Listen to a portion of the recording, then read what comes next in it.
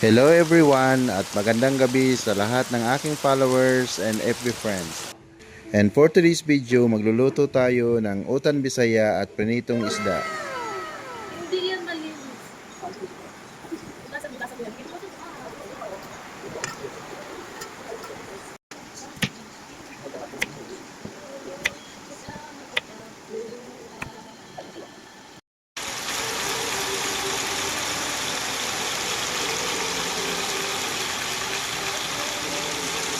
A few moments later. Yan, nakahubad na galuto.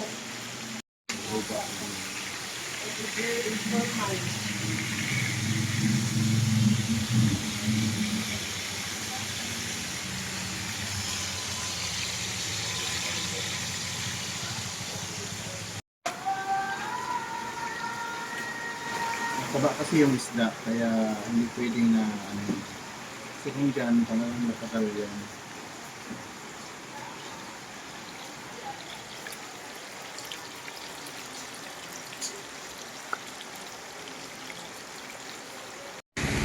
Habang pinapakuluan naman natin yung talong, okra at kalabasa na may tanglad, tatanggalin naman natin yung dahon ng alugbati sa kanyang tangkay para mamaya sa panghalo at pampasarap dagdag yun.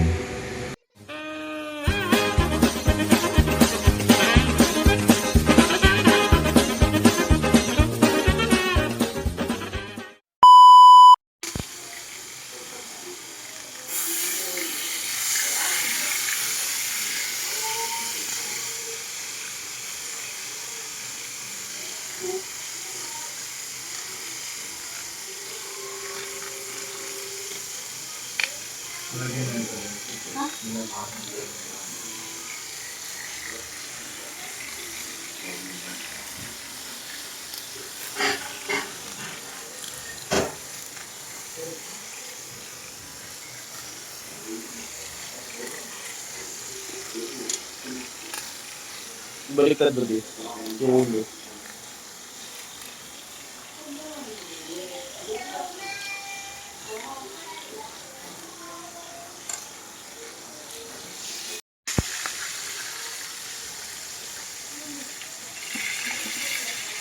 Kaya palang tagal yung magluto kasi yun yung ginagamit sila.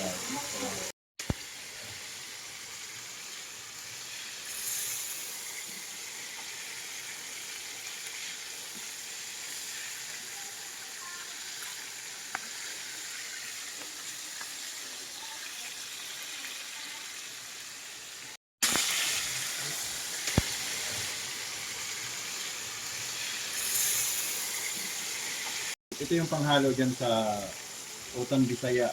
Sa Ilocano, dinding. Sa ibang lugar naman, lauoy.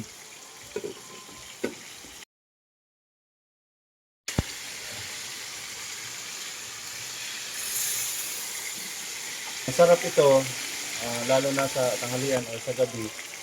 At habang umuulan ng malamig ang panahon, masarap kumain ng ganito. At masustansya pa, kaya ang sarap mabuhay sa probinsya kasi maraming vegetables maraming fresh vegetables, maraming gulay na pwedeng gawin na araw-araw, pwede mo maging ulam. Yung kabila, yung kasi natin yung ulo ng yellowfin ng tuna, so ito lang ihalo ko dito, tapos pag kulo niyan, ilagay na yung malunggay at saka yung alugbati, lalong sasarap. Tapos asin lang, walang ibang para mas masustansya, para yung mga bata mas masarap yung timpla, manamis pag natural lang yung ilalagay natin ng mga ingredients. So, yan muna mga kuyogers.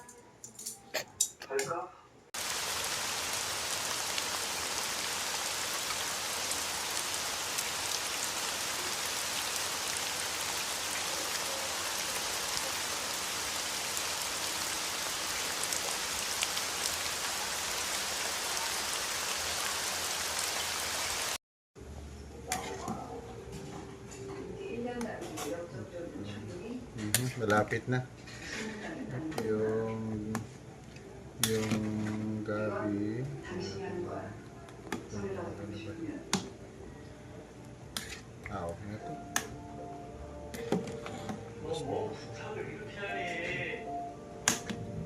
Pwede na.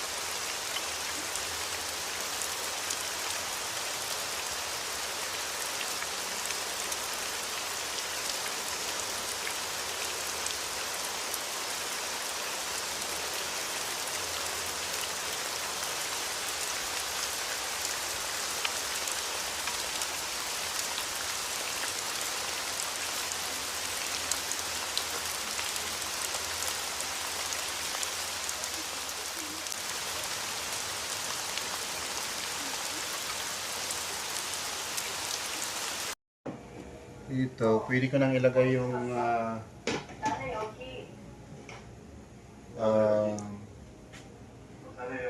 pwede ko na ilagay itong tawag nito yung alugbate. Mas masarap nito pag may saluyot eh. Kaso hindi tag saluyot ngayon dito sa Cebu.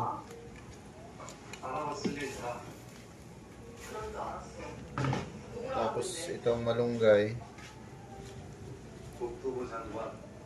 Sinama ko na rin yung yung sili, tsaka yung patula. Mas masarap kasi siya pag may patula.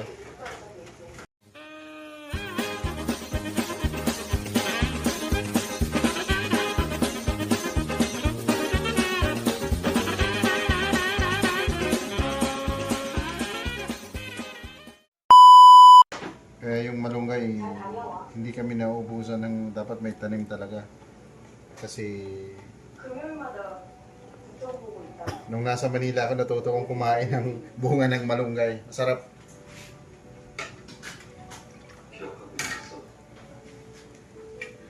Kasi mayroon akong mga kaibigan sa mga Ilocano.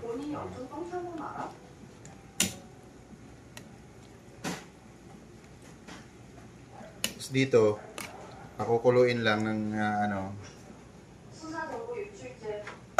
para mas lalabas yung aroma niya. Iodized salt yung linagay ko. Kinamay ko na. Malinis naman yung kamay ko. Tsaka siyempre, papakuluan naman eh. Sa init ba naman? Siyempre, patay na rin yung ano yan, mikrobyo.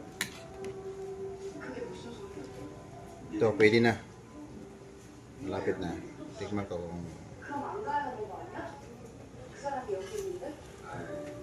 가서 기록을 지킬 그는 반드시 내 세계에 수습해야 해.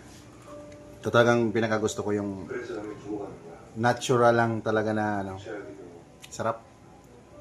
이 세계에서 그를 사살할 수 있는 사람은 내가 누구니까. Ito na. Para sa hapunan namin. Lagyan ko lang ng konting asin para mas okay siya. Okay? Yan. Kumukulo na, so pwede ko na siya ngayop para mas masarap yung hindi masyadong luto yung mga vegetables. Mas okay yung ganito. Na half cook lang yung mga vegetables. Sarap. Tapos yung bango, yung mga vegetables naghalo-halo, ang sarap sa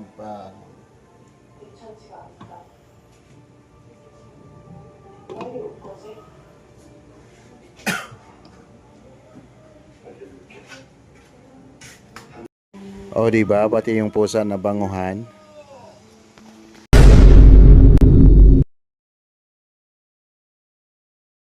아니 오픈도 하기 전에 이렇게 귀한 손님이 오셨어요. Let's eat now. Sarap.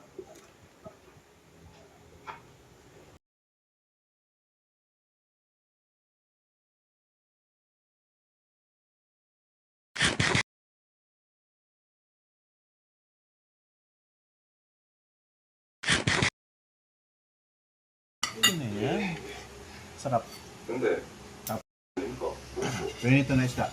Actually, prinito na isda at saka yung adobong ano lang, yung adobo na baboy. Dito kasi yung adobo sa Cebu is dry.